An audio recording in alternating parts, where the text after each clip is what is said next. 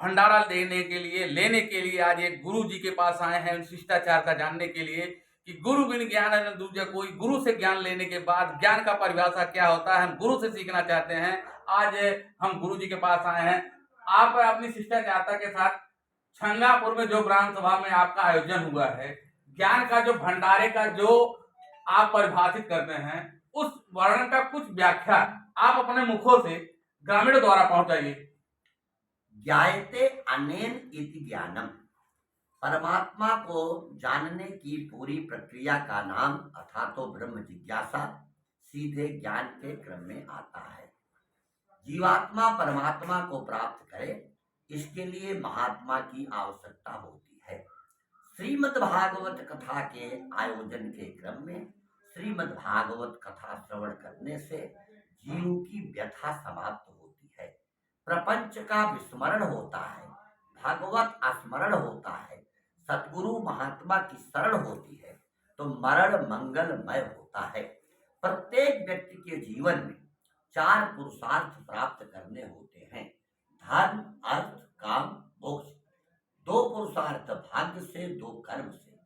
धर्म और मोक्ष के लिए पुरुषार्थ का कार्य है और अर्थ और काम व्यक्ति को जीवन में भाग्य से मिलते हैं। आयु कर्म च वित्तम च विद्या निधनम एव च पंचैतान विलिख्यन्ते गर्भस्थस्ययुतेन।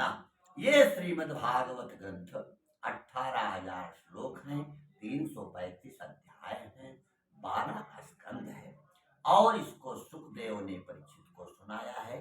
ब्रह्मा को तपस्या में 4 श्लोक मिले, जिसको वेद व्यास जी ने 18,000 श्लोक बनाया और इसी को सौनक जी ने नैमिषारण्य में सूत जी से मनुष्यों के कल्याण के लिए पूछा कि श्रेय, मनुष्य के जीवन का श्रेय तत्व क्या है। तो मनुष्य जगत का काम करते हुए जगदीश को प्राप्त करे, ये उसका मुख्य उद्देश्य है। शास्त्र सारा का, शास्त्रों का सार तत्व क्या है। इतने वेद उपनिषद पुराण है, पूरा कोई पढ़ नहीं सकता। जीवे दाया नामे रुचि वैष्णव सेवन, जीव मात्र पर दया करे, भगवान के नाम का जप करे, वैष्णवों की सेवा करे। इसमें से संत जी मुक्ति का मेन साधना का मेन उद्देश्य था, इसके बारे में कुछ बताइए। कुछ मुक्ति हमारे यहाँ 4 प्रकार की है, सालोक्य, सारूप्य, सामीप्य, सायुज्य। अब व्यक्ति परमात्मा को प्राप्त करने के लिए, मुक्त होने के लिए जब ज्ञान योग की ओर चलेगा तो अंतःकरण में ज्ञान को केंद्रित करके यम नियम आसन प्राणायाम प्रत्याहार ध्यान धारणा समाधि के द्वारा मुक्ति को प्राप्त करेगा। लेकिन जब कर्म योग की ओर चलेगा, धर्म और अधर्म में अधर्म को छोड़कर धर्म पूर्वक जीवन के सारे कामों को करता हुआ फिर उन कामों को ईश्वर को चढ़ा दे। यत् करोसि यदस्नासि यज्जुहोसि ददासि यत् तपस्यसि कौन्तेय तत् कुरुष्व मदर्पणम्। तो उसमें 2 चीजें ना हो, एक कर्तृत्वाभिमान, अहंकार विमूढ़ आत्मा करता है, मैंने किया ये भाव न जगे, हमसे किसी ने करा लिया ये भाव जगे, और जो परमात्मा फल देगा उसको स्वीकार करे, फल की इच्छा ना करे। इस प्रकार से कर्म योग से मुक्ति प्राप्त होगी। लेकिन जब भक्ति योग में आएगा तो अंतःकरण में भावना के केंद्र से भाव बस भगवान, जब व्यक्ति संसार के कामों को करता हुआ ये समझे कि मैं परमात्मा का काम कर रहा हूँ, तो हर काल में जब परमात्मा भाव हो जाएगा तब निश्चित रूप से वो मुक्ति को प्राप्त कर लेगा।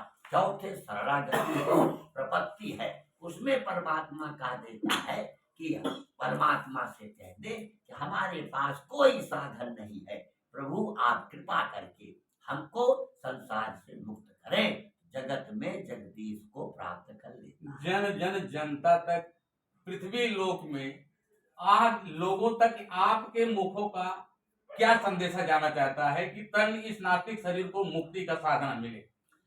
हम इसके माध्यम से आपके विशिष्टतम चैनल और आपकी विशिष्टतम प्रज्ञा के माध्यम से ये संदेश देना चाहते हैं कि लोगों को बड़ों के प्रति समर्पण करना चाहिए। जी अपने से जो छोटे हैं उनका संरक्षण करना चाहिए। बड़े अपना निरीक्षण करें, छोटे अपना निरीक्षण करें। हम अपने द्वारा किए गए उपकारों को तो भूल जाएं, लेकिन दूसरे ने मेरे प्रति जो उपकार किया है उसको हम ना भूलें। निश्चित रूप से नहीं कल्याण कश्चित दुर्गतिम तात गच्छति। हम किसी का कभी अकल्याण ना सोचें। सुख पहुंचाए ना पहुंचा पाए, दुख तो ना पहुंचाएं। परोपकार, पुण्य और समर्पण के माध्यम से प्रत्येक जीव जगत में परमात्मा को प्राप्त कर सकता है।